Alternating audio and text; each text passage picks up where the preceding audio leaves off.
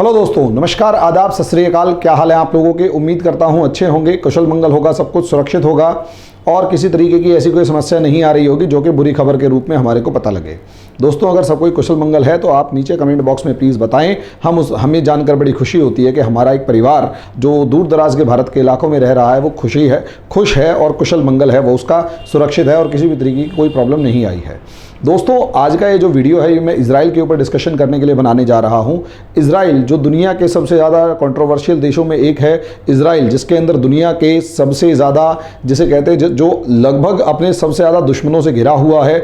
Israel जिसने लगभग अपनी एग्जिस्टेंस के लिए 200 साल मतलब 2 बार अरब वॉर किया, और वो इजराइल जो आज के दिन बहुत छोटी सी पॉपुलेशन होते हुए भी लगभग अपने सारे के सारे, बहुत छोटी सी पॉपुलेशन, बहुत छोटा सा एक देश होते हुए भी अपने बहुत सारे जो पड़ोसी हैं उन सब के ऊपर डोमिनेट करता हुआ नजर आ रहा है, सिर्फ और सिर्फ अपनी जनता और अपने जज्बे और लड़ने की क्षमता के ऊपर, खड़े रहने की क्षमता के ऊपर, खड़े रहने की जिद के ऊपर।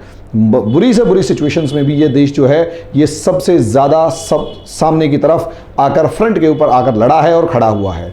ऐसे ऑपरेशंस इसकी सिक्योरिटी एजेंसीज ने और फोर्सेस ने किए हैं जो दुनिया के लिए एक एग्जाम्पल है, और दुनिया उन एग्जाम्पल्स को लेकर ही आगे बढ़ती है। और यहाँ तक कि आपका जो उरी का हमला और उसके बाद सर्जिकल स्ट्राइक हुआ था, उसके अंदर जिस तरीके के एग्जाम्पल्स लिए गए वो सारे के सारे इजराइल और इजराइल की सिक्योरिटी एजेंसी मोसाद से लिए गए।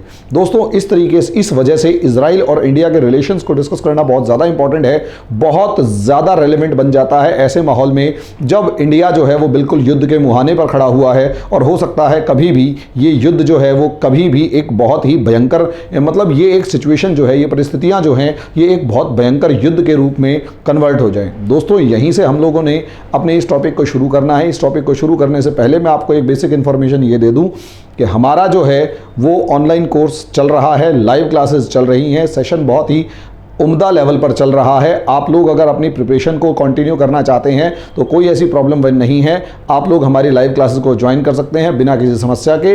आप नीचे दिए गए नंबरों पे कॉल करें, कोई ऐसी प्रॉब्लम नहीं है, आप प्रिपरेशन अच्छे से कर सकते हैं। दोस्तों, यहाँ से अगला स्टेप में आते हैं, टॉपिक पर आते हैं। टॉपिक जो है वो इजराइल जो दुनिया के सबसे ज़्यादा कंट्रोवर्सीज में है, और यहाँ तक कि उसकी जो राजधानी जिसे वो क्लेम करता है, जिसे वो अपनी राजधानी क्लेम करता है या जिसे अपना राजधानी बताता है जेरूशलम, उसको पूरी दुनिया उसकी राजधानी मानती ही नहीं है। और यकीन मानिए, दुनिया का इकलौता ऐसा देश है जिसकी राजधानी दुनिया के सबसे ज़्यादा कंट्रोवर्शियल देशों में या कंट्रोवर्शियल जगहों में से एक है। जी हाँ, जेरूशलम। ऐसी ही सिचुएशन के अंदर हालांकि तेल अवीव कहा जाता है, लेकिन जेरूशलम को राजधानी माना जाता है। इजराइल अपनी राजधानी प्रोक्लेम करता है, और यही रीज़न है कि यूनाइटेड नेशंस से लेकर हर कोई उसको कहीं ना कहीं एक कंट्रोल करने की कोशिश करता है। लेकिन दुनिया के सबसे ज़्यादा आतंकवादी हमले झेलने वाला, दुनिया के सबसे ज़्यादा अटैक झेलने वाला, रोज़ आए दिन आतंकवाद से खुले तौर पर लड़ने वाला, हिंदुस्तान कश्मीर के मुद्दे पे जितना बुरी तरीके से फंसा रहता है, या हिंदुस्तान जितने बुरे तरीके से कश्मीर के मुद्दे पर लड़ता रहता है, उसी तरीके से कमोबेश उतना ही या उससे कहीं ज़्यादा अगर आप देखें तो इजराइल का भी यही हाल है। भारत के एक हिस्से में इंसर्जेंसी है, इजराइल के लगभग सभी हिस्सों के अंदर इंसर्जेंसी है। लगातार वहाँ कुछ ना कुछ प्रॉब्लम्स आती रहती हैं। और सबसे बड़ी बात, इंडिया का अपना एक जोग्राफिकल लोकेशन बहुत अच्छी है, वैसे ही इजराइल की जोग्राफिकल लोकेशन बहुत स्ट्रेटेजिक है, और दुनिया पूरी की पूरी दुनिया उस पर हमेशा नज़र गड़ाई रहती है। तो दोस्तों, यहीं से इस वीडियो को स्टार्ट करते हैं, यहीं से इस क्लास को स्टार्ट करते हैं। इस क्लास के अंदर सबसे ज़्यादा इंपॉर्टेंट पार्ट हमारा इजराइल, और इजराइल की सबसे पहला पार्ट उसकी लोकेशन अगर आप देखते हैं इजराइल की, अगर आप देखते हैं ये हमारा प्यारा भारत, और इससे बिल्कुल एक अपोजिट डायरेक्शन में वेस्ट की तरफ जाएंगे तो यहाँ पर एक मतलब बहुत ही इरेगुलर सी बाउंड्री आप लोगों को दिखाई देगी छोटी बड़ी फॉर्म में, और यही बाउंड्री जो है यही है इजराइल। अगर आप इस इजराइल को प्रॉपरली इस तरीके से देखते हैं तो दुनिया की सबसे ज़्यादा स्ट्रेटेजिक लोकेशंस के ऊपर मौजूद है, और यही रीज़न है कि ये जो इजराइल है इसके ऊपर दुनिया की नज़र रहती है, और कहीं ना कहीं इसके ऊपर डोमिनेंस इस्टेब्लिश करने के लिए देखा जाए। यहाँ पर एक कम्युनिटी, एक धर्म के लोग रहते हैं जिन्हें ज्यू कहा जाता है, ज्यू, और यहीं पर इसकी एक राजधानी यहाँ पर जेरूशलम है। जेरूशलम की स्ट्रेटेजिक लोकेशन क्यों है? क्योंकि अगर दोस्तों यहाँ पर हम लोग देखते हैं जेरूशलम की स्ट्रेटेजिक लोकेशन आप लोगों को यहाँ पर नजर आएगी दोस्तों कि असलियत में ये जो जेरूशलम है ये इतना ज़्यादा इंपॉर्टेंट क्यों है या इसकी इतनी ज़्यादा इंपॉर्टेंस क्यों है। दोस्तों ये हमारे पास एक ट्रेड रूट का एग्जाम्पल है और दुनिया के जो ओल्ड ट्रेड रूट से लेकर न्यू ट्रेड रूट्स जितने भी हैं वो सारे के सारे लगभग इसी रीजन या इसी एरिया से आपको होते हुए जाते हुए दिखाई देंगे। लगभग इस इलाके पर यहाँ ये जेरूशलम मौजूद है और इस जेरूशलम को अगर आप देखेंगे तो एक ट्रेड रूट तो ये जा रहा है, एक ट्रेड रूट ये जा रहा है, यहाँ पर ये रेड सी है, यहाँ ये रेड सी है और लाल सागर, और इस तरीके से यहाँ ये आज के दिन स्वेज नहर है। लेकिन पहले इस इलाके से होते हुए ट्रेड जाता था, पहले इस इलाके से होते हुए लोग जो हैं वो ट्रेड को करते थे और इसी तरीके से अगर आप लोग देखें तो ये ओल्ड सिल्क रूट है जहाँ से पूरे का पूरा व्यापार होता था। दोस्तों कोई भी देश हुआ वो इन व्यापार मार्गों पर हमेशा ये कोशिश करेगा कि इन व्यापार मार्गों, इन ट्रेड रूट्स के ऊपर उनका कब्जा बना रहे।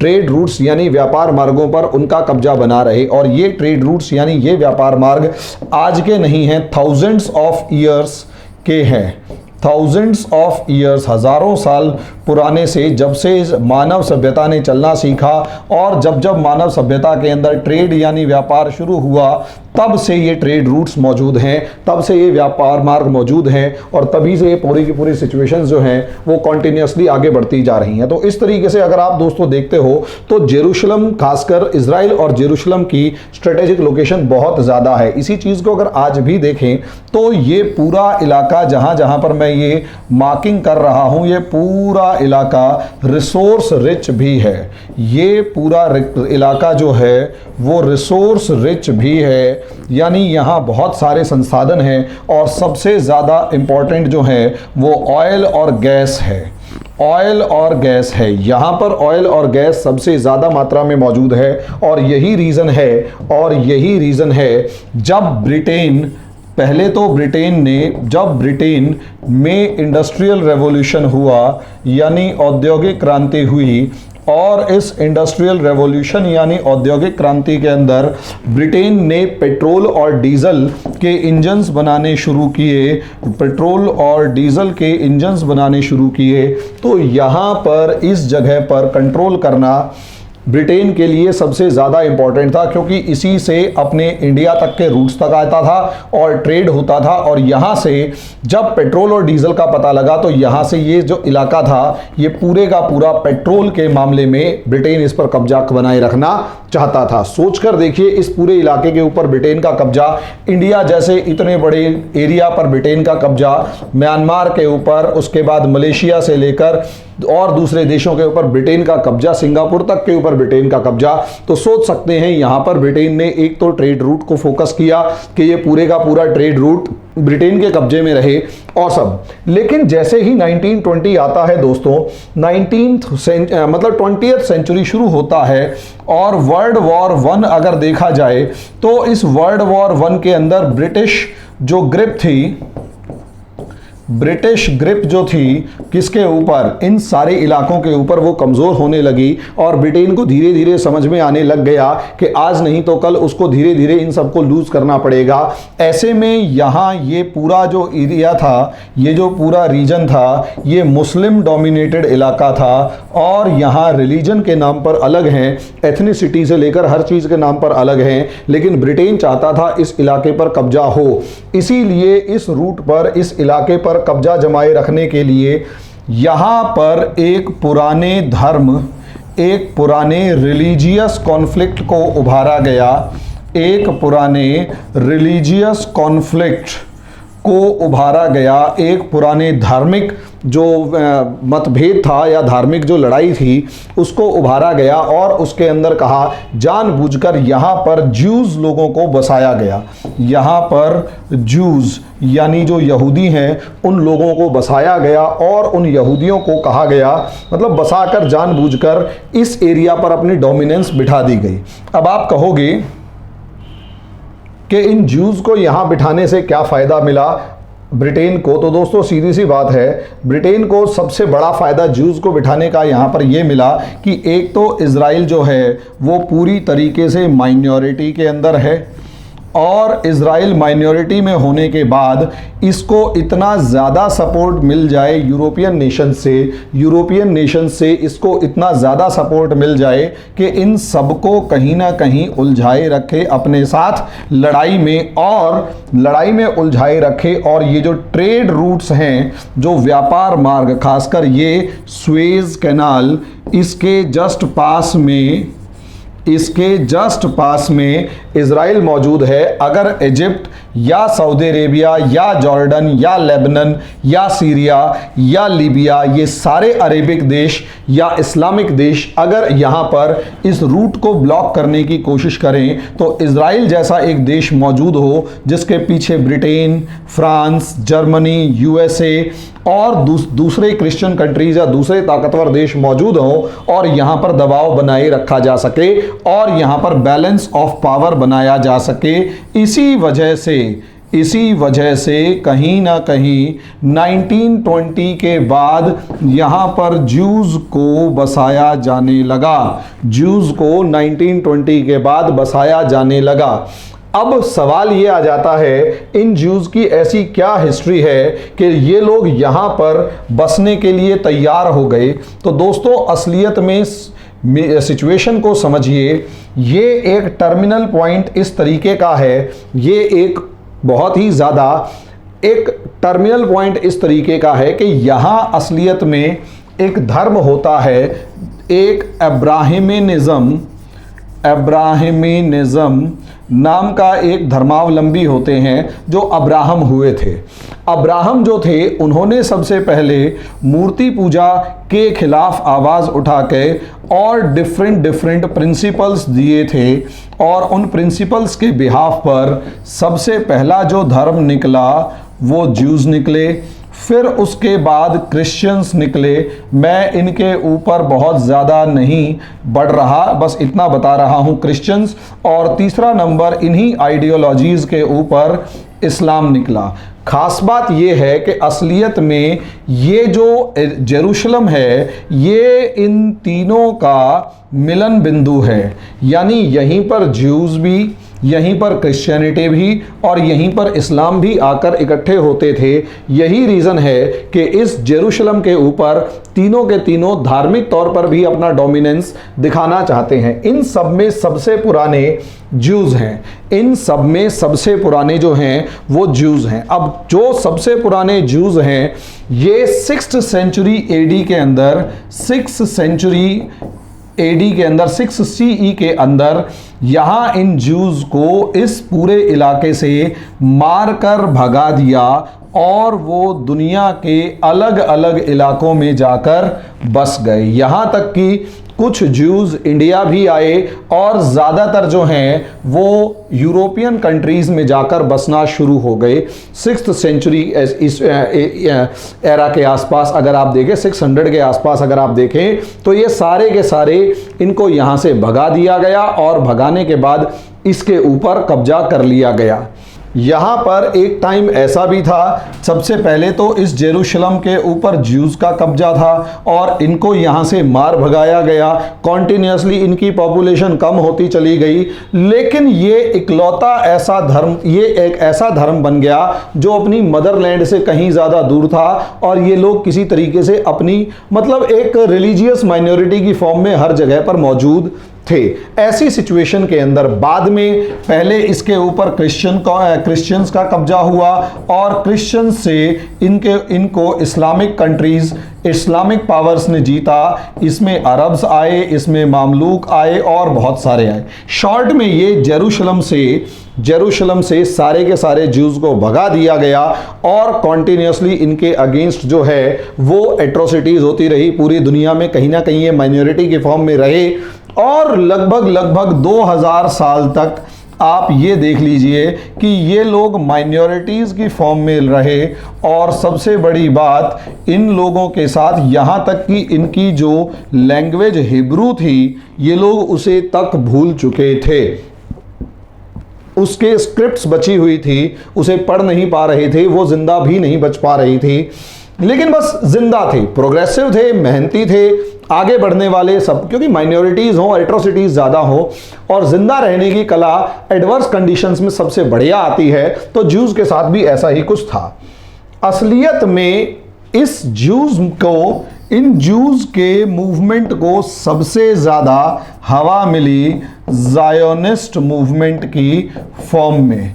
अब ये जो ज़ायोनिस्ट मूवमेंट था ये लगभग 19th सेंचुरी यानी 1800 के बाद शुरू हुआ, और ये तब शुरू हुआ जब कॉन्सेप्ट ऑफ नेशनलिज्म यूरोप के अंदर आया। राष्ट्रवाद का जो कॉन्सेप्ट था, ये कॉन्सेप्ट ऑफ नेशनलिज्म यानी राष्ट्रवाद की जो भावना थी या राष्ट्रवाद की जो व्यवस्था थी, वो जब यूरोप में डेवलप होनी शुरू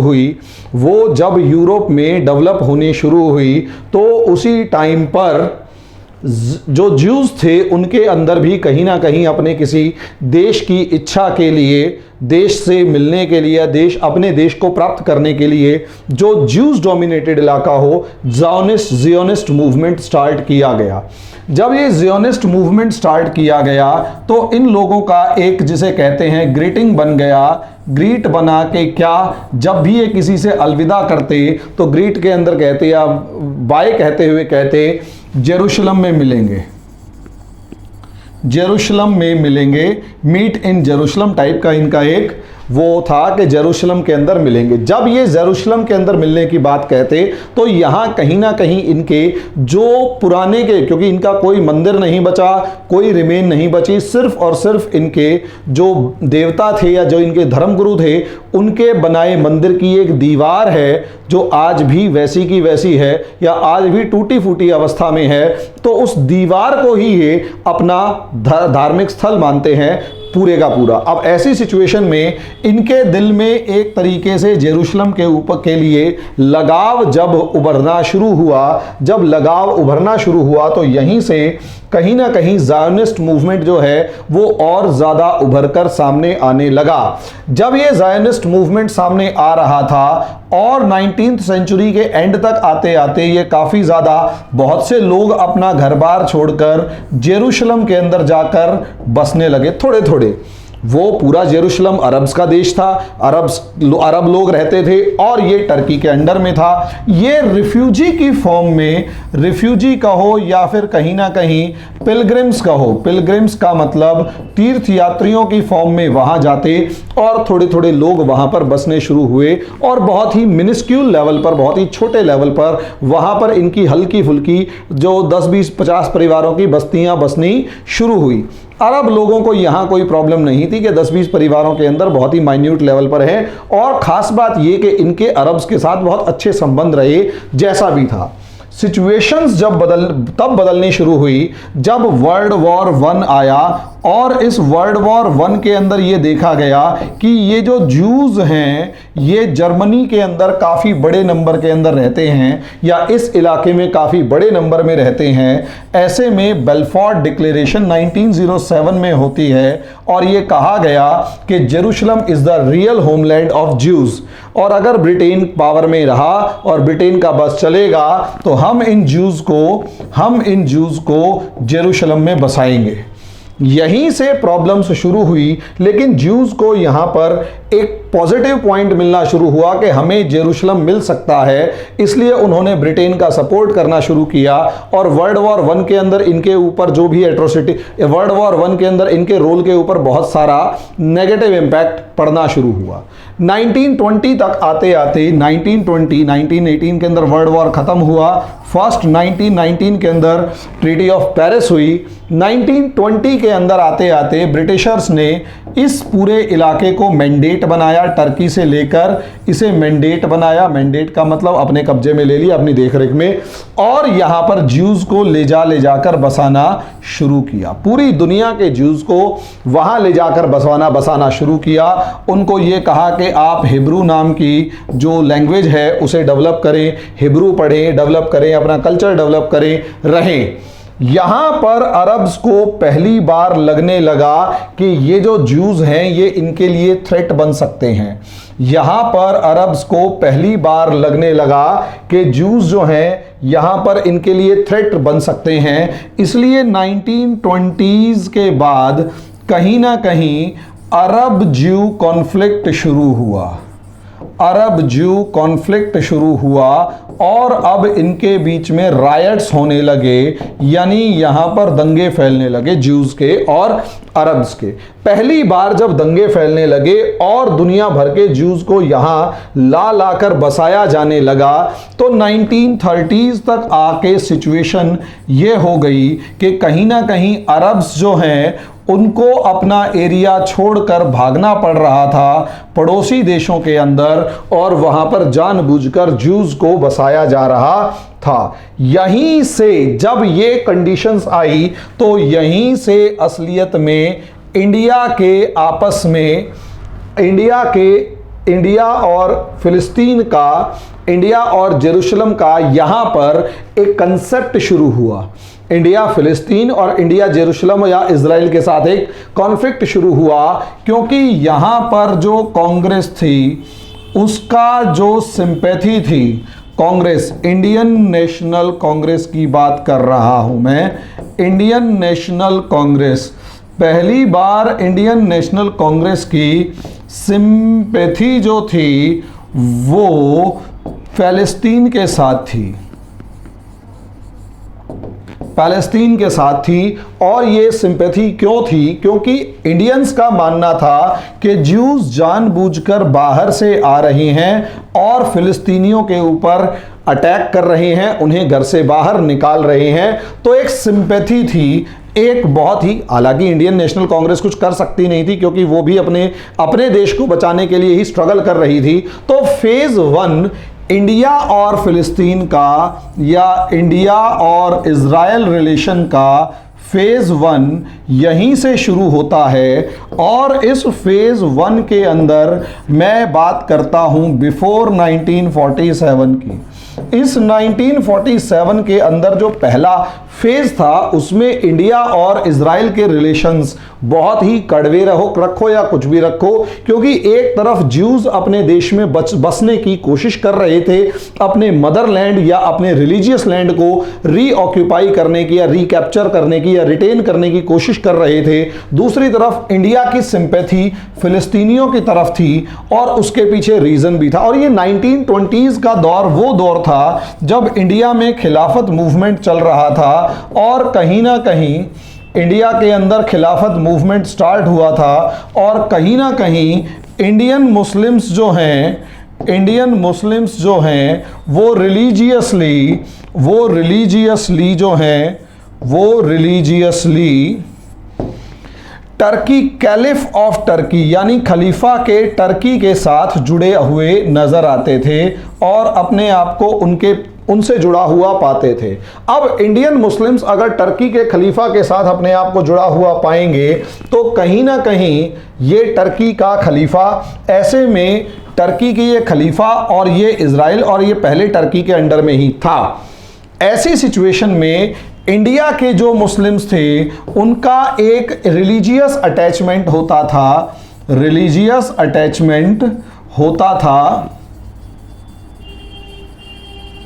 टर्की के खलीफा के साथ। सोचकर देखिए, इसी रिलीजियस अटैचमेंट के चलते 1920 में इंडिया के अंदर खिलाफत मूवमेंट चलाया गया और खिलाफत मूवमेंट किसी भी तरीके से इंडिया की फ्रीडम के लिए कोई मूवमेंट नहीं था। ये मूवमेंट टोटली डिवोटेड था, टोटली डेडिकेटेड था टर्की के कैलिफ की जो सॉवरेनिटी थी उसे बचाए रखने के लिए।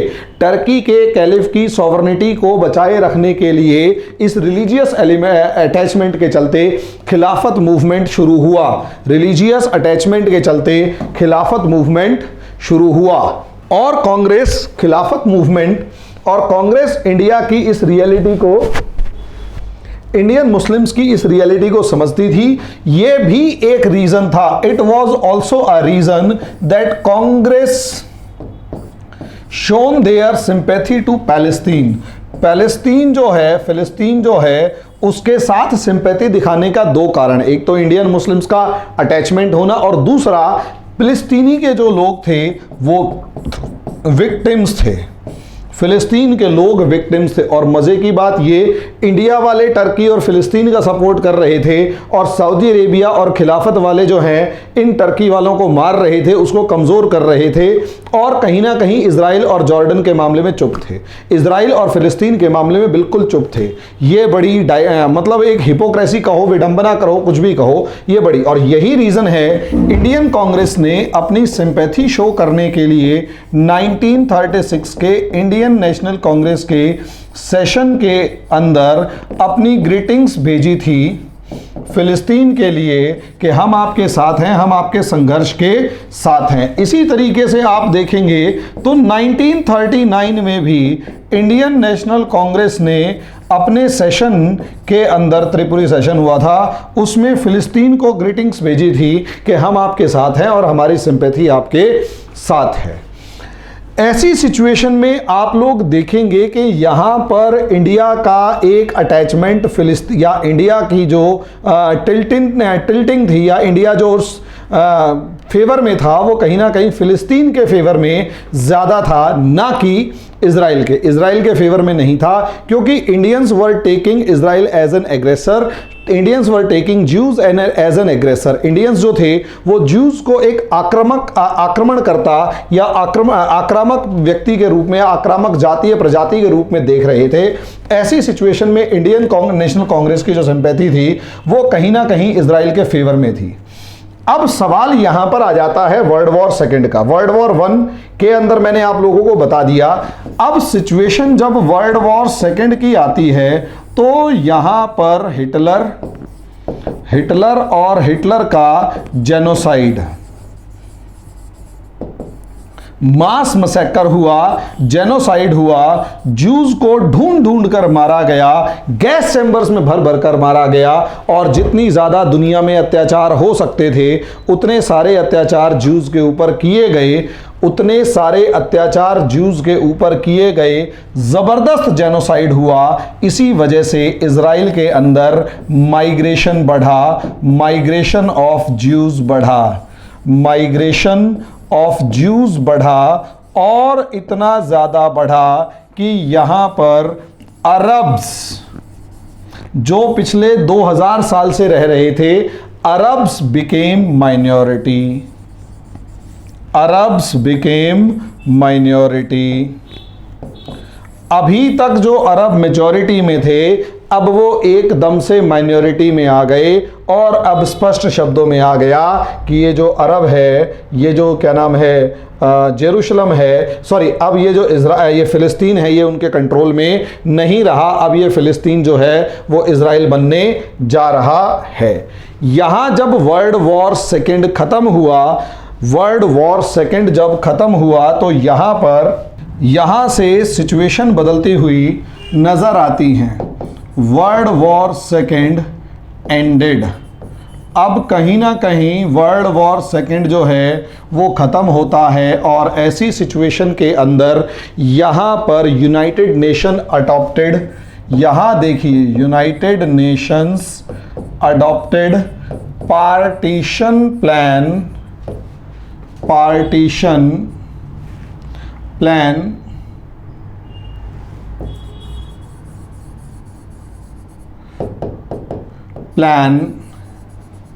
ऑफ पैलेस्टीन, और फिलिस्तीन का पार्टीशन प्लान को अडॉप्ट किया गया, यानी फिलिस्तीन को दो पार्ट्स में डिवाइड करने की बात कही गई, और ये कहा गया कि फिलिस्तीन को दो पार्ट्स में डिवाइड कर दो, और यहाँ पर एक बना इंडिपेंडेंट अरब स्टेट। ये बात कर रहा हूँ 1947 की, ये बात कर रहा हूँ 1947 की।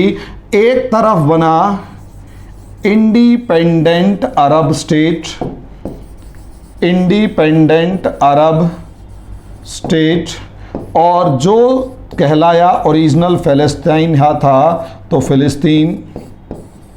दूसरी तरफ एक कहलाया इंडिपेंडेंट ज्यू स्टेट, इंडिपेंडेंट ज्यू स्टेट, यानी एक तरीके से ज्यूज को उनका देश दे दिया गया जो आगे चलकर इज़राइल कहलाया। और जो जेरूशलम था वो international city of Jerusalem, international city of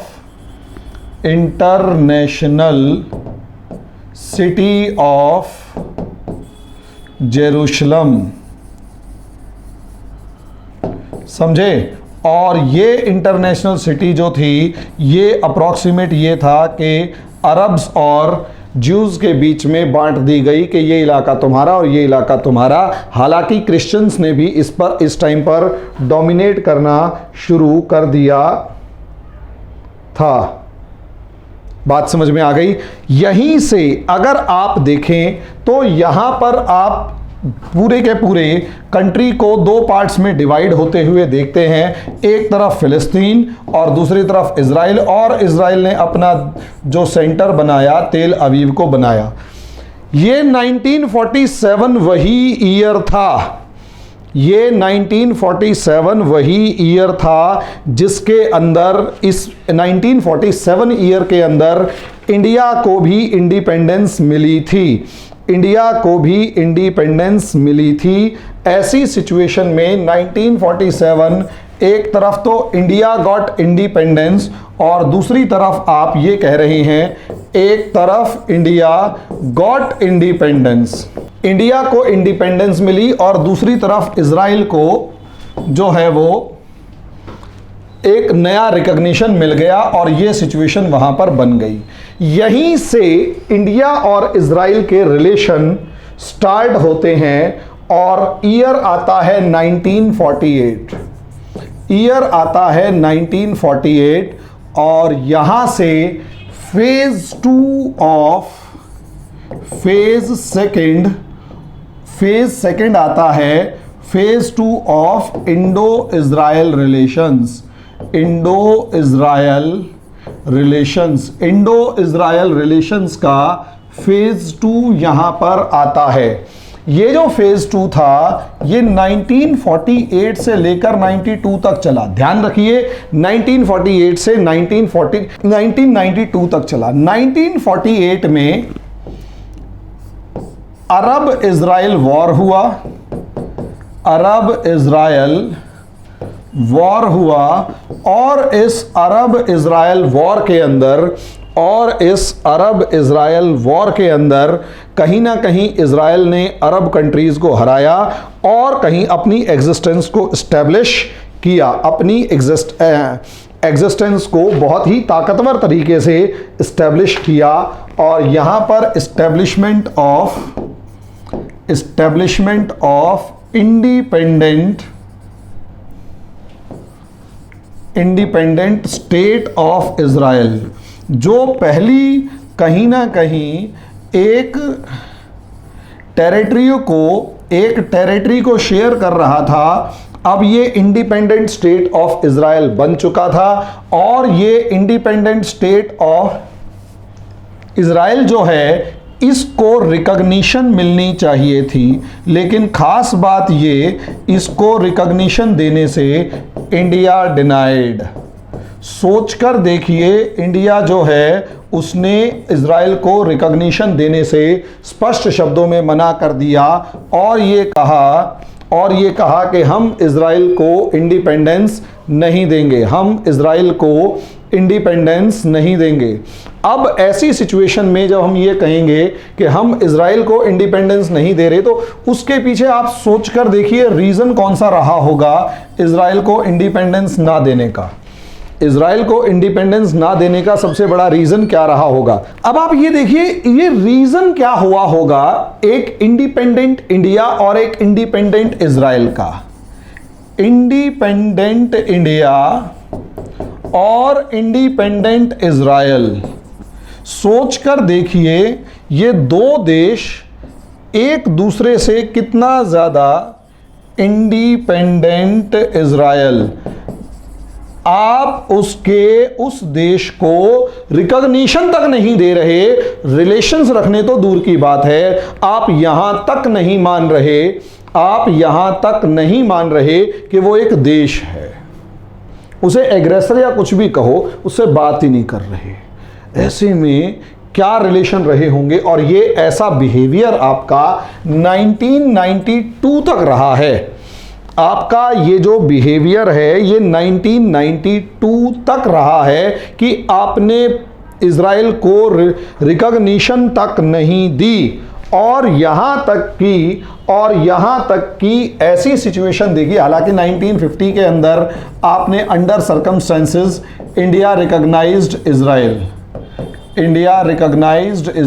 अब इंडिया जो है वो इजराइल को रिकॉग्नाइज्ड करके लेता है कि ठीक है यार, पूरी दुनिया मान रही है तो सबसे आखिरी के देशों में हम हैं, हमने रिकॉग्नाइज कर दिया। लेकिन अगर आप इंडिया और इजराइल के रिलेशंस को देखते हैं तो इंडिया ने इजराइल को, आप ये सोचिए, फिलिस्तीन को खुलकर सपोर्ट किया। इंडिया ने फिलिस्तीन को खुलकर सपोर्ट किया और फिलिस्तीन liberation organisation, Palestine liberation organisation जो है, इस फिलिस्तीन लिबरेशन ऑर्गेनाइजेशन को, जिसे आप PLO कहते हैं, आप उसे रिकॉग्निशन दे रहे हैं कि हाँ ठीक है, ये फिलिस्तीन लिबरेशन ऑर्गेनाइजेशन इजराइल के ऊपर खुल के हमला कर रही है। फिलिस्तीन लिबरेशन ऑर्गेनाइजेशन इजराइल पर खुल के हमला कर रही है और आप उसे रिकॉग्निशन दे रहे हो कि ठीक है, हम आपके साथ हैं, आप इजराइल पे हमला करो। और India became first non Arab nation to do so. सोचकर देखिए, पूरी दुनिया फर्स्ट नॉन अरब नेशन, यानी इवन पाकिस्तान ने भी रिकॉग्निशन नहीं दिया था PLO को और तुमने दिया है। क्या रीजन था कि तुमने एक देश के ऊपर हमला करने वाली एक सेना, जिसे पूरी दुनिया आतंकवादी समूह कह रही है, तुमने उसे रिकॉग्निशन नहीं दिया, तुमने उसे रिकॉग्निशन दे दिया। पूरी दुनिया उसे मिलिटेंट ग्रुप कह रही है, वो हमले कर रही है। और इतना ही नहीं 1980 के अंदर इजराइल के सबसे बड़े दुश्मन PLO, फिलिस्तीन liberation organisation, was allowed to open office in India, New Delhi, India, allowed to open their office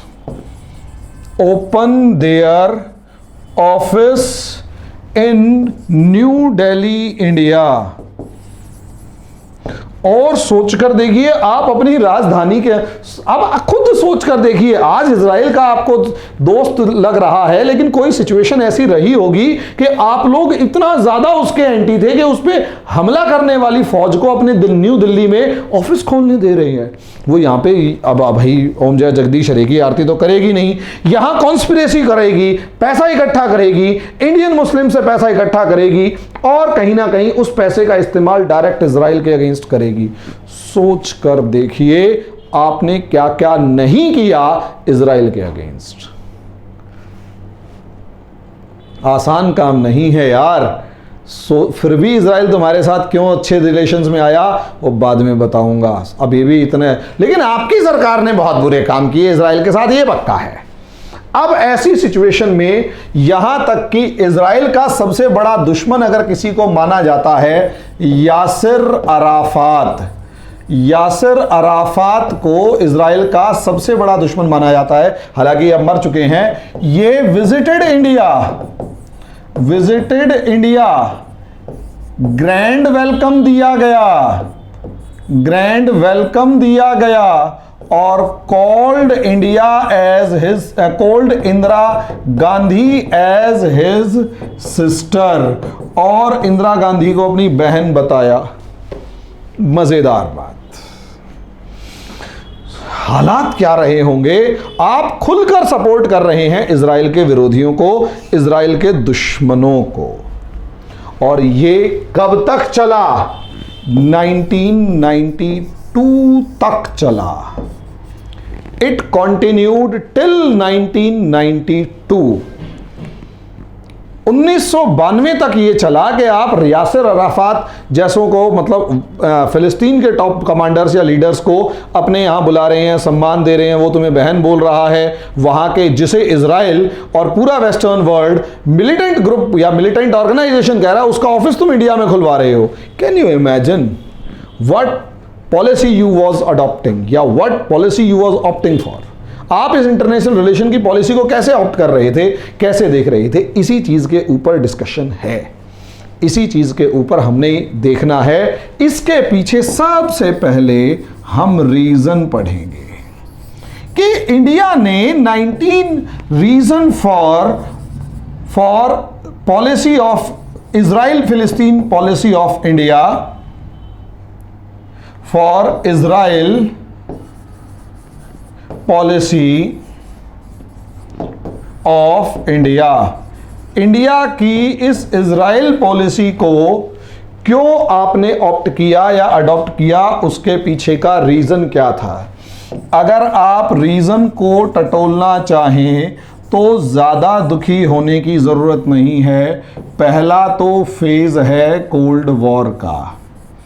cold war के फेज में अगर आप देखेंगे तो Israel was taken as B team of America. Israel was taken as B team of America. Israel को America की B team के तौर पर देखा गया। अगर इजराइल को अमेरिका की बी टीम के रूप में देखोगे तो सोवियत यूनियन हमेशा इजराइल के अगेंस्ट रहेगा। और क्योंकि आप सोवियत यूनियन के ग्रुप को ज्वाइन कर चुके थे 1970s में, इसलिए सोवियत यूनियन का दुश्मन आपका दुश्मन। अब आप कहोगे सोवियत यूनियन से पहले आप जो शामिल होते थे उसका क्या? तो उसलिए असलियत में पेन ऑफ पैलेस्टीन्स, फिलिस्तीनियों का एक जो दर्द था, क्योंकि कहीं ना कहीं उनके घर पे कब्जा हुआ था। फिलिस्तीनियों का एक दर्द, क्योंकि उनके घर पे कब्जा हुआ था, उन्हें उनके देश से निकाला जा रहा था, उन्हें वहां से माइग्रेट होना पड़ रहा था। इसी दर्द के लिए इंडिया फिलिस्तीनियों को सपोर्ट करता था। और यही है policy of idealism. Policy of idealism की पॉलिसी पे इंडिया चल रहा था, सिद्धांतवाद की नीति पर चल रहा था, व्यवहारवाद की पर नहीं। और पेन ऑफ फिलिस्तीनियंस को फील किया जा रहा था यहां। लेकिन समस्या यही आती है कि आप एक देश के पेन को फील तो करते हैं, लेकिन कहीं ना कहीं यार आपके साथ भी तो आपकी प्रैक्टिकल अप्रोच क्या होनी चाहिए वो देखना पड़ेगा। प्रैक्टिकल अप्रोच का मतलब यह है कि वास्तविकता आपको समझनी पड़ेगी, व्यावहारिकता आप लोगों को समझनी पड़ेगी कि असलियत में व्यावहारिकता क्या है या क्या थी। ऐसी सिचुएशन में अच्छा, दूसरा कहीं ना कहीं एक मुस्लिम्स ऑफ इंडिया का एंगल भी आप लोगों को समझना पड़ेगा कि कहीं ना कहीं मुस्लिम्स ऑफ इंडिया वाला जो कंसेप्ट है वो मुस्लिम ब्रदरहुड ज्यादा है। और इस मुस्लिम ब्रदरहुड वाला जो कंसेप्ट है उसमें all Muslims of this world are our brothers वाली जब सिचुएशन आती है तो कहीं ना कहीं emotional attachment of Indian Muslims with फिलिस्तीन, attachment of Indian Muslims with फिलिस्तीन बहुत ज़्यादा इंपॉर्टेंट है। विद फिलिस्तीन, अब अगर फिलिस्तीन के साथ इंडियन मुस्लिम्स का एक इमोशनल अटैचमेंट था, then you can't ignore the emotions of Muslims in India at that time. आप इंडिया के मुस्लिम्स के इमोशंस को इग्नोर नहीं कर सकते थे। दूसरा, India was a member of NAM का मेंबर था, नॉन अलाइंड मूवमेंट का। Supporting Israel means you are supporting USA, supporting Israel means you are supporting stand of USA. आप इजराइल को सपोर्ट करने का मतलब यूएसए को सपोर्ट कर रहे थे। ऐसे में नाम के प्रिंसिपल्स के बिहाफ पर आप न्यूट्रल रहना ज्यादा पसंद करेंगे। कब से? 1947 से लेकर लगभग 1971 तक आप न्यूट्रल रहे, नाम को आपने आगे बढ़ाया। सबसे बड़ी एक खास बात और यहां पर अरब वर्ल्ड का भी एक कॉन्फिडेंस था। अरब वर्ल्ड जो था इसका भी एक कंसेप्ट था। आप ये समझिए इस चीज को कि इंडिया जो है वो इस अरब वर्ल्ड को अपना एक एक्सटेंडेड नेबरहुड मानता है। इंडिया जो है खासकर इस अरब वर्ल्ड को, ये पूरे का पूरा अरब वर्ल्ड और खासकर ये वाला हिस्सा जो है ये अरब वर्ल्ड कहलाता है। ये कहलाएगा अरब वर्ल्ड। दोस्तों यूपीएससी में यही बाल की खाल निकलती है, अलग अलग डायमेंशंस निकलती हैं। इस अरब वर्ल्ड को इंडिया अपना एक्सटेंडेड नेबरहुड मानता है। एक्सटेंडेड नेबरहुड मानता है कि भाई ये जो है ये हमारा एक्सटेंडेड नेबरहुड है, ये हमारा एक एक्सटेंडेड पार्ट है, यानी हमारा जो पड़ोस है ये पाकिस्तान से अगला हिस्सा अरब शुरू हो जाता है, यानी अगली गली वाला मोहल्ला है। हमें उसमें अपना यारी दोस्ती बनाए रखनी पड़ेगी। इजराइल तो कहीं ज्यादा दूर है, तो कौन इतना दुखी हो। इजराइल कहीं ज्यादा दूर है, कहीं दूसरी डायमेंशन में है, तो अरब वर्ल्ड से हमारा ज्यादा रिलेशन है, ज्यादा दोस्ती है, क्योंकि उस टाइम पर 63% ऑफ क्रूड ऑयल यानी कच्चा तेल जो है वो अरब वर्ल्ड से आता था। सबसे बड़ी बात, हमारा जो अरब वर्ल्ड के साथ ट्रेड था वो कहीं ज्यादा था, इजराइल के साथ था ही नहीं। दूसरा, इंडियन वर्कर्स जो हैं वो कितना ज्यादा अरब वर्ल्ड में काम करते हैं वो भी आप लोगों को पता है। इतना सारा रेमिटेंसेस अरब वर्ल्ड से आता है। और सबसे बड़ी बात, India wanted the support of Arab countries on Kashmir issue, क्योंकि भाई अरब कंट्रीज खासकर इस और अरब कंट्रीज का असलियत में डोमिनेंस है इस्लामिक वर्ल्ड पर, और इस्लामिक वर्ल्ड के अंदर हैं 56 कंट्रीज, और यहां पाकिस्तान जो है वो अरब कंट्रीज को बहुत ज्यादा आसानी से साध लेता है। मुस्लिम भाई भाई वाला कंसेप्ट। ऐसे में पाकिस्तान को कश्मीर के लिए 56 नेशंस का ऑटोमेटिक सपोर्ट मिल जाता था। 56 नेशंस का पाकिस्तान को कश्मीर इशू पे पाकिस्तान को ऑटोमेटिक सपोर्ट मिल जाता था यूनाइटेड नेशंस और कहीं पर भी। अभी भी अगर आप देखोगे कश्मीर के मामले में ओआईसी जो है वो जो है उस ओआईसी ने वो पूरे का पूरा कंडेम किया है। अभी थोड़े दिन पहले ही की बात है, फरवरी मार्च या अप्रैल के अंदर उनकी एक मीटिंग हुई थी। अगर आप देखें तो पाकिस्तान के इस अरब वर्ल्ड के इनिशिएटिव को काउंटर करने के लिए कहीं ना कहीं आपने अरब वर्ल्ड को अपीजमेंट की पॉलिसी अपनाई कि अरब वर्ल्ड को खुश रखने की कोशिश की, और यही एक कारण था कि कहीं ना कहीं आप पाकिस्तान फैक्टर, कश्मीर फैक्टर, अरब फैक्टर्स और इन सबको देखते हुए कहीं ना कहीं अरब वर्ल्ड्स को खुश करने और सब चीज़ों के मामले में इजराइल का अपोज करते थे, क्योंकि आपका विचार ये होता था कि इजराइल कहीं ज़्यादा दूर देशों में मौजूद है, कहीं ज़्यादा परले इलाके में या कहीं ज़्यादा दूसरे इलाके में मौजूद है, तो उससे पहले हमारे को इन देशों की ज़्यादा ज़रूरत है, तो इनका सपोर्ट हमें मिलता रहना चाहिए। इजराइल को बाद में देखेंगे। यही रीज़न है आप इजराइल के साथ एक सौतेला टाइप का व्यवहार बनाए रखते। ये एक सबसे बड़ी इंपॉर्टेंट अचीवमेंट या सबसे बड़ा इंपॉर्टेंट पॉलिसी थी इंडिया की इजराइल के प्रति। सबसे बड़ा चेंज की भी क्या, उस पॉलिसी को और ज़्यादा स्ट्रेंथन किया 1971 वॉर में, जब आपको अमेरिका यानी यूएसए जो था आपके अगेंस्ट खड़ा हुआ था, पाकिस्तान के सपोर्ट में खड़ा हुआ था। ऐसे में इजराइल जो था, इजराइल को आप वैसे भी सपोर्ट नहीं कर सकते थे, इसीलिए प्रेशर के अंदर, under pressure you have to go under the shelter, under pressure India had to join Soviet bloc, India had to join Soviet bloc, India को सोवियत ब्लॉक ज्वाइन करना था। और क्योंकि इंडिया को सोवियत ब्लॉक ज्वाइन करना पड़ा और Soviet block जो है वो अगेंस्ट इजराइल था, अगेंस्ट इजराइल था। अब ऐसी सिचुएशन में आपके साथ मजबूरी थी कि आप इजराइल के साथ जो पहले रिलेशंस अपना रहे थे वो रिलेशंस ना अपनाएं, समझे। पहले जो रिलेशंस अपना रहे थे वो रिलेशंस अब ना अपनाएं, आपके ऊपर एक बहुत तगड़े वाला प्रेशर था। ऐसी सिचुएशन में जब आपके पास प्रेशर था, यानी कहीं ना कहीं Soviet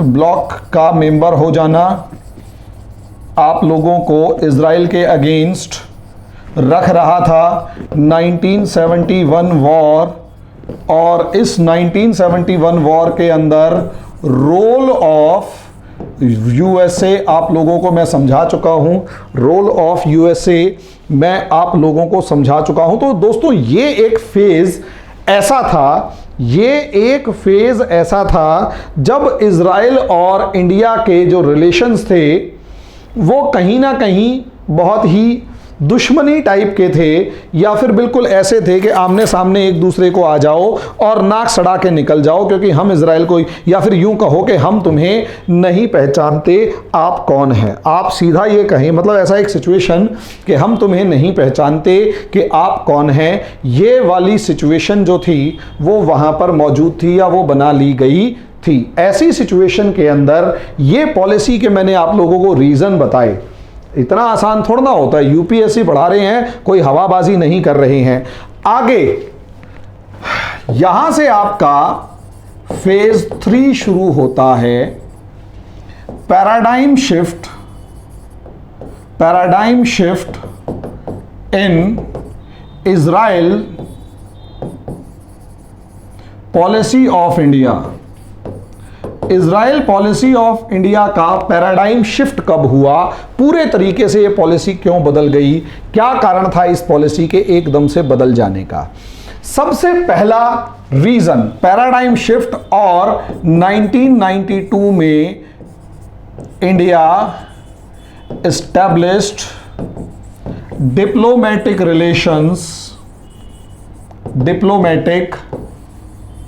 relations with Israel. India ने इजराइल के साथ डिप्लोमेटिक रिलेशंस एस्टैब्लिश किए। इसके पीछे भी रीजन होंगे भाई, तो यस रीजन थे।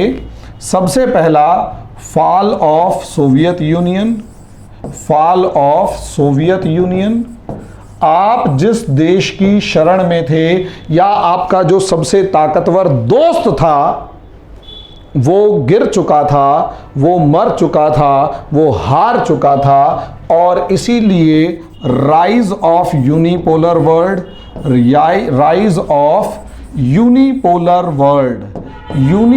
वर्ल्ड जो है, यानी एक ध्रुवीय दुनिया जो है वो उसका उदय हुआ, और अमेरिकन हेजमनी, और अब अमेरिकन की दादागिरी चली। और उस अमेरिकन हेजमनी यानी अमेरिका की दादागिरी के चलते आप लोगों को मजबूरी के अंदर, यार ये माना जाता है कि अमेरिका ने आर्म ट्विस्टिंग की होगी इंडिया की, और ये कहा होगा कि इजराइल के साथ अच्छे रिलेशंस इस्टेब्लिश करो। अमेरिका ने इंडिया को धमकाया होगा कि भाई इजराइल के साथ रिलेशंस इस्टेब्लिश करो, और यही एक रीज़न है कि इंडिया के अंदर इजराइल की जो, मतलब ये एक बड़ा रीज़न है। दूसरा, इंडिया के अंदर economic crisis in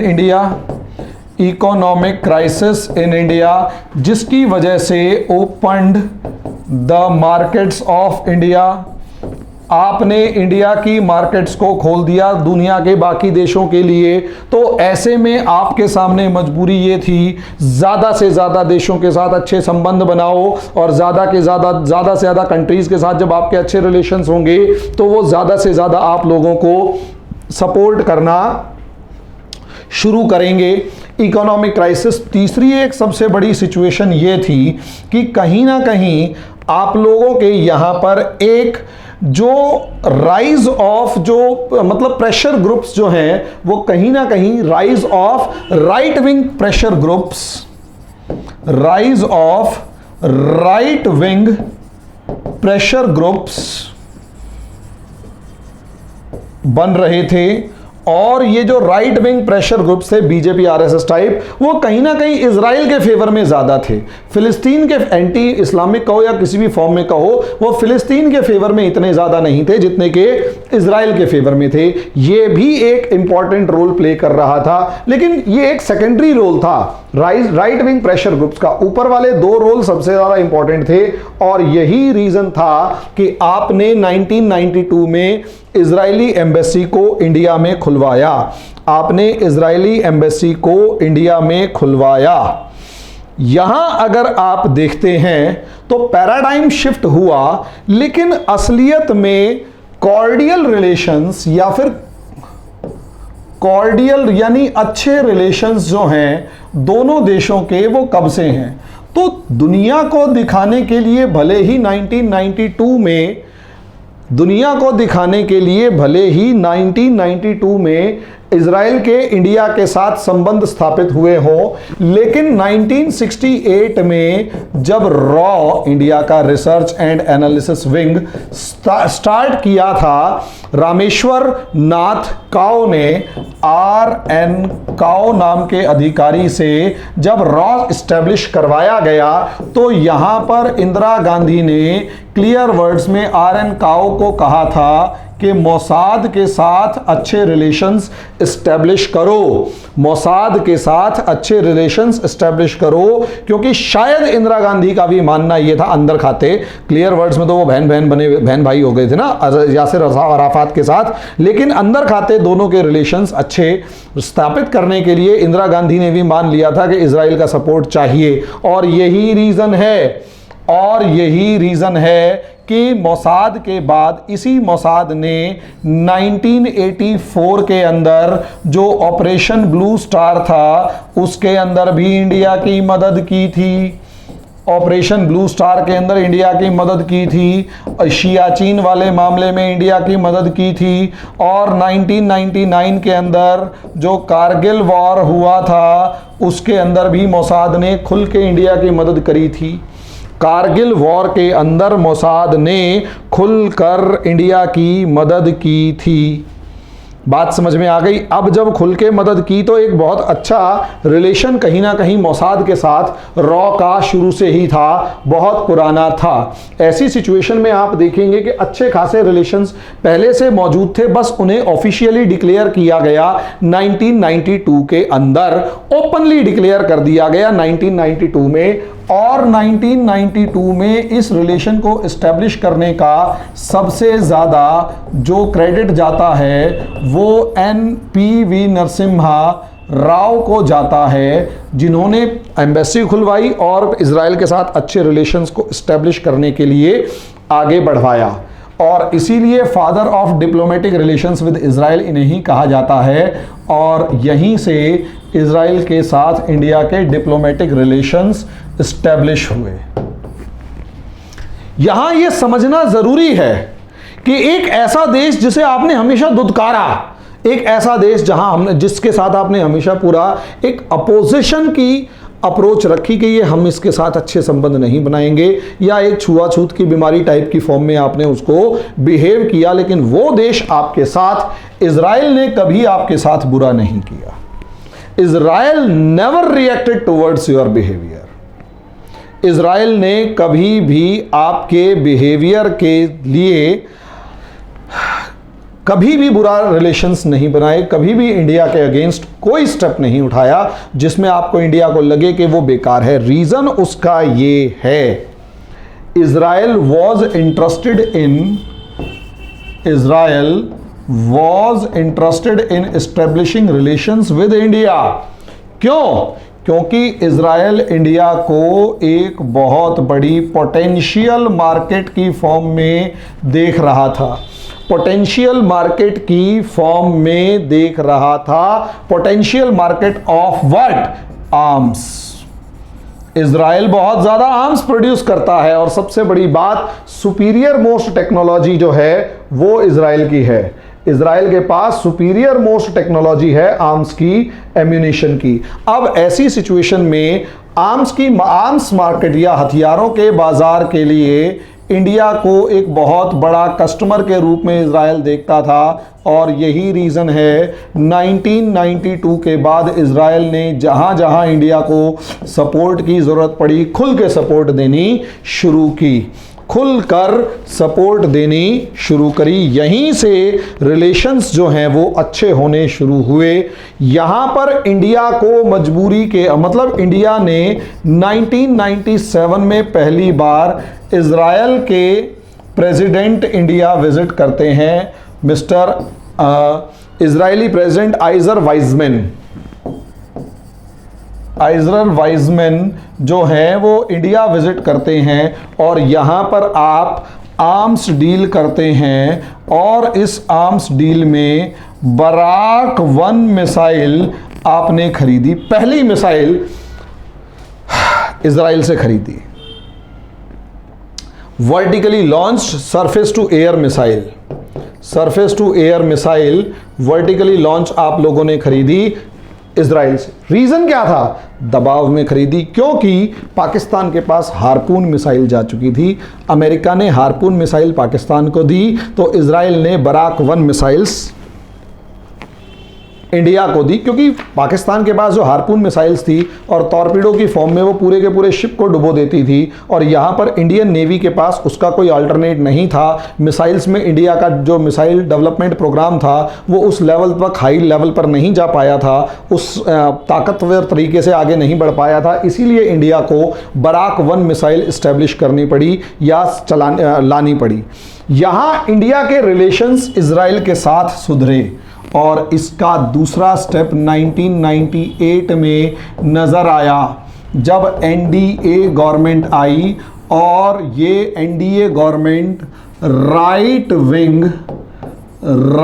wing nationalists की पार्टी थी। राइट विंग नेशनलिस्ट थे।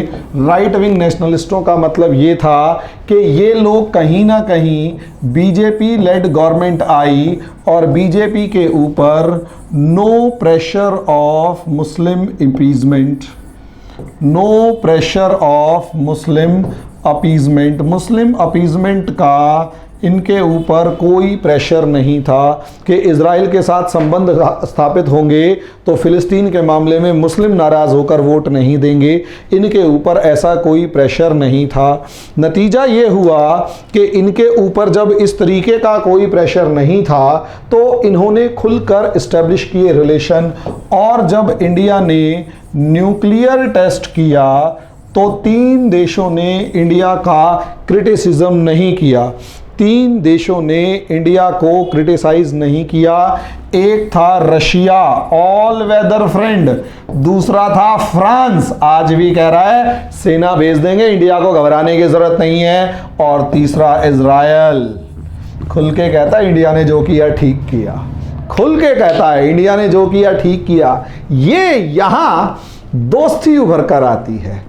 पहला सिग्नल, अमेरिका ने सैंक्शन लगाए, इजराइल कहता मैं नहीं लगाता, मेरी दोस्ती है। फ्रांस कहता मेरी दोस्ती है।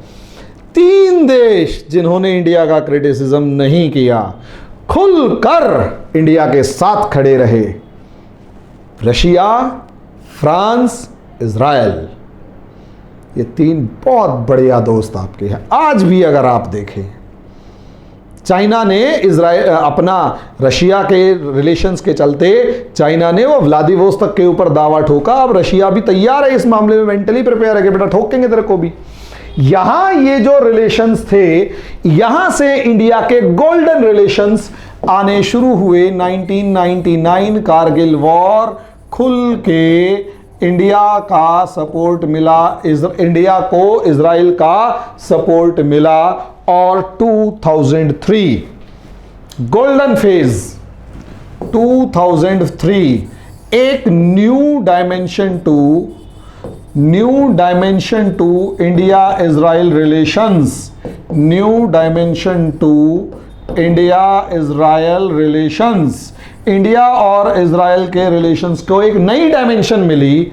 Prime minister Ariel Sharon, Ariel Sharon जो हैं वो इंडिया विजिट करते हैं, विजिटेड इंडिया, इंडिया विजिट किया और $1 बिलियन ट्रेड डिफेंस डील हुई, डिफेंस डील हुई $1 बिलियन की, जो अपने आप में गजब है। $1 बिलियन डिफेंस डील उस टाइम पर हुई और आपने यहां पर एवॉक्स नाम के हवाई जहाज, मतलब एवॉक्स नाम के रडार खरीदे जो प्लेन के ऊपर लगे होते हैं और 1500 किलोमीटर दूर तक नजर बना सकते हैं। सोचिए 1500 किलोमीटर दूर तक आप पाकिस्तान, पूरा पाकिस्तान कवर कर लिया आपने, इतने किलोमीटर दूर तक की रेंज के ऊपर आप इसकी इंफॉर्मेशन को इकट्ठा कर सकते हैं और लगभग 150-200 किलोमीटर तक तो आप वो साफ देखेंगे कि वो ये हो रहा है और ऐसे हो रहा है। सोचकर देखिए, वो रडार इंडिया को दिए गए और भी बहुत सारे वेपन्स इंडिया को उस टाइम पर मिले, फाल्कन एवॉक्स। दोस्तों इस तरीके का ये एक फोटो है, अगर आप देखें ये इस तरीके का आपके पास प्लेन, जिसके ऊपर छत के ऊपर ही एक क्या नाम है ट्रांसपोर्ट प्लेन होता है, उसी के ऊपर आप ये रडार लगा देते हैं और ये रडार दूर तक की इमेजेस को कैप्चर करता है और सब चीजें, ठीक है। तो ये फोटो अगर आप देखते हैं तो इस तरीके का जो रिलेशन था वो कहीं ना कहीं आपकी डिफेंस डील ने और इसे मजबूत किया। अटल बिहारी गवर्नमेंट थी, एनडीए गवर्नमेंट थी। 2004 के बाद 2014 तक रिलेशंस वर ओके, रिलेशंस ठीक थे, उस लेवल के या बहुत ज्यादा लेवल के नहीं थे, क्योंकि वही वाली बात है, कांग्रेस गवर्नमेंट थी और कांग्रेस गवर्नमेंट को मुस्लिम वोट्स का एक इशू हमेशा रहा कि कहीं ना कहीं अगर हम इजराइल के साथ ज्यादा अच्छे संबंध बनाते हैं या जो भी है, अंदर खाते रिलेशंस अच्छे चलते रहे। अंदर खाते का मतलब एक इंटरनल मैटर के इंटरनल लेवल पर रिलेशंस बहुत अच्छे चलते रहे, लेकिन बहुत वार्म रिलेशंस नहीं थे।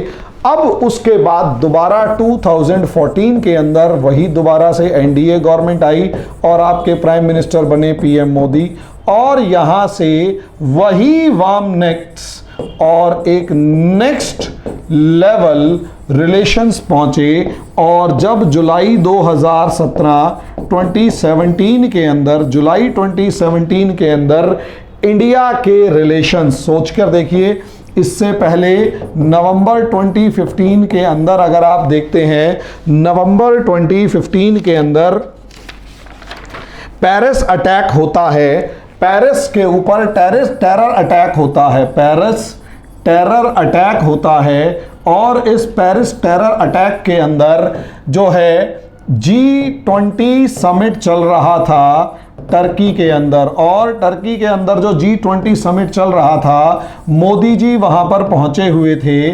तो मोसाद ने प्रॉपर डिफेंस प्रोवाइड किया आपके प्राइम मिनिस्टर को, जैसे आप वो उनके प्राइम मिनिस्टर हो, प्रॉपर डिफेंस। हालांकि ब्रिटेन की MI5 ने भी प्रॉपर डिफेंस प्रोवाइड किया प्रधानमंत्री मोदी को, लेकिन उसने भी प्रोवाइड किया, आपकी खुद की सिक्योरिटी एजेंसीज तो थी, साथ में उन्होंने भी पूरी सिक्योरिटी प्रोवाइड करी और जो भी उनके लेवल पर हो सकता था उन्होंने किया, और प्रॉपरली इंडियन प्राइम मिनिस्टर को सिक्योरिटी। तो सोच सकते हैं रिलेशंस किस लेवल तक जा चुके हैं कि आपके प्रधानमंत्री की विदेशों के अंदर वो सिक्योरिटी प्रोवाइड कर रहे हैं, डिफेंस मतलब उनको सिक्योरिटी कवर दे रहे हैं।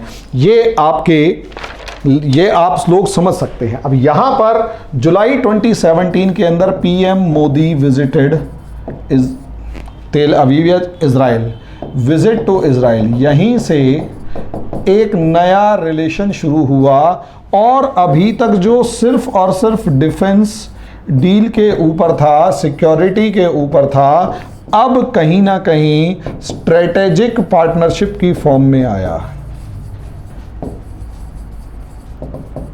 और एक हाईएस्ट लेवल, तेरे ऊपर हमले में मैं तेरा साथ दूंगा, मेरे ऊपर हमले में तू मेरा साथ दियो, ये वाले भाई भाई टाइप के relations. Modi my brother, Benjamin Netanyahu, जो प्राइम मिनिस्टर हैं वहाँ के, वो ज़बरदस्त लेवल पर सिचुएशंस चल रही थी और यहीं से बराक 8 मिसाइल्स का डील हुआ। और सोचकर देखिए आपने, डील क्या हुआ, इजराइल के साथ मिलकर बराक 8 मिसाइल्स डेवलप करी आपने, उन इंडिया के साथ मतलब इजराइल के साथ मिलकर Barak 8 missiles, long range surface to air missiles को डेवलप किया, जो अपने आप में एक बहुत ही बड़ी अचीवमेंट है दो देशों के बीच में स्ट्रेटेजिक लोकेशंस। अदरवाइज अगर आप देखते हैं तो इंडिया जो है वो इजराइल, रशिया के साथ जो है वो ब्रह्मोस मिसाइल जिस तरीके से डेवलप कर रहा है, वैसे ही बराक 8 मिसाइल रशिया के साथ, इजराइल के साथ डेवलप हुई। उसके बाद बेंजामिन नेतन्याहू इंडिया आए, फिर बहुत ही अच्छे घनिष्ठ संबंध, भाई भाई टाइप के संबंध इजराइल और इंडिया के इस्टेब्लिश हो चुके हैं और ज़बरदस्त लेवल पर ये रिलेशंस इस्टेब्लिश हैं। यहाँ सबसे बड़ा जो डिफरेंस था, यहाँ सबसे बड़ा जो पूरे का पूरा चेंज था वो ये था कि अभी तक जो मोदी ने आके चेंज किया, वो समझिए अभी तक इजराइल और इंडिया के साथ, इंडिया के बीच में सिर्फ और सिर्फ डिफेंस डील थी और वो डिफेंस डील सिर्फ इस लेवल की थी, वो डिफेंस डील सिर्फ इस लेवल की थी कि बस ले लिए रिलेशन, मतलब रिलेशंस जो थे वो बेसिक थे, कोल्ड फॉर्म में रिलेशंस थे। मतलब कोल्ड मींस हथियार लेने और देने तक था। साइबर सिक्योरिटी जिसके अंदर इजराइल की महारत हासिल है, उसके बारे में अभी तक कोई डील नहीं हुई थी। अब इजराइल के साथ इंडिया ने ये डील की और बारीक से बारीक इंफॉर्मेशन अब एक दूसरे के साथ ये दोनों कंट्रीज शेयर करते हैं, जैसे एक दूसरे की नहीं, अपने देश की सुरक्षा कर रहे हो, अपने देश की डिफेंस कर रहे हो, प्रोटेक्शन कर रहे हो। यहां से अब आप कहोगे कि ये सब चीजें तो ठीक हैं, why Israel would fight in for India. असलियत में कॉमन एनिमी है, कॉमन एनिमी इंडिया और इजराइल के पड़ते हैं। इंडिया और इजराइल के कॉमन एनिमी हैं, दुश्मन जो है वो कॉमन है। एक तरफ पाकिस्तान जो इजराइल का दुश्मन है, दूसरी तरफ चाइना जिससे इजराइल के खटपट रहती है, ट्रेड रिलेशंस अच्छे हैं लेकिन खटपट है, और तीसरी तरफ नॉर्थ कोरिया। इसमें सबसे बड़ी खास बात यह है कि ये तीनों का जो ट्रायो है, ये इससे इजराइल को चिढ़ है। रीज़न क्या है? क्योंकि इजराइल का ये मानना है और इजराइल के पास ये इंफॉर्मेशन है, इजराइल के पास ये इंफॉर्मेशन है कि लेबनन, लीबिया और सीरिया के अंदर जो टेररिस्ट ग्रुप्स हैं उनको चाइनीज और कोरियन, नॉर्थ कोरियन वेपन्स चलाने की जो ट्रेनिंग है वो पाकिस्तानी ऑफिसर्स देते हैं। पाकिस्तानी ऑफिसर्स ये वेपन्स चलाने की ट्रेनिंग देते हैं। ऐसे में पाकिस्तान, और यही एक रीज़न है पाकिस्तान और इजराइल के रिलेशंस इतने बुरे हैं कि पाकिस्तान का वीज़ा इजराइल में नहीं चलता। पाकिस्तान और इजराइल के डिप्लोमेटिक रिलेशंस का किसी भी तरीके के नहीं है और कट्टर वाली दुश्मनी इन दोनों की आपस में है। कई बार यहां तक पाकिस्तान के बैठे हुए, क्योंकि पाकिस्तान दुनिया में मुस्लिम्स का ठेकेदार प्रपोज करने की कोशिश करता है कि जैसे पूरी दुनिया के अंदर मुसलमानों का रक्षक पाकिस्तान है, इसीलिए कई मामलों में इन दोनों देशों के बीच में खटपट इस लेवल तक है कि पाकिस्तान के जो हुक्मरान हैं, पाकिस्तान के जो नेता हैं, वो कई बार धमकी दे चुके हैं कि पाकिस्तान के पास इतने लंबी रेंज की मिसाइल है कि हम ईरान को वहीं बैठे बैठे इजराइल को वहीं बैठे बैठे तबाह कर सकते हैं। तो इजराइल के पास भी है कि भाई तुम फालतू बोल कर देखो, तुझे मैं बताऊंगा। ऐसी सिचुएशन में इजराइल की भी अपनी एक दुश्मनी पाकिस्तान के साथ है। तो इजराइल और इंडिया जो है उसका largest buyer of Israeli weapons है। इजराइल के वेपन्स का सबसे ज्यादा जो परचेज करने वाला है वो इंडिया है, और इजराइल हमारे डिफेंस इक्विपमेंट्स का 11% सप्लाई करता है। तो सोचकर देखिए, इजराइल से 11% डिफेंस इक्विपमेंट्स आ रहे हैं और उसका लार्जेस्ट कस्टमर है, तो अपने आप ही उनके, और उसके बाद भाई भाई वाले रिलेशंस तुमने वैसे इस्टेब्लिश कर रखे हैं।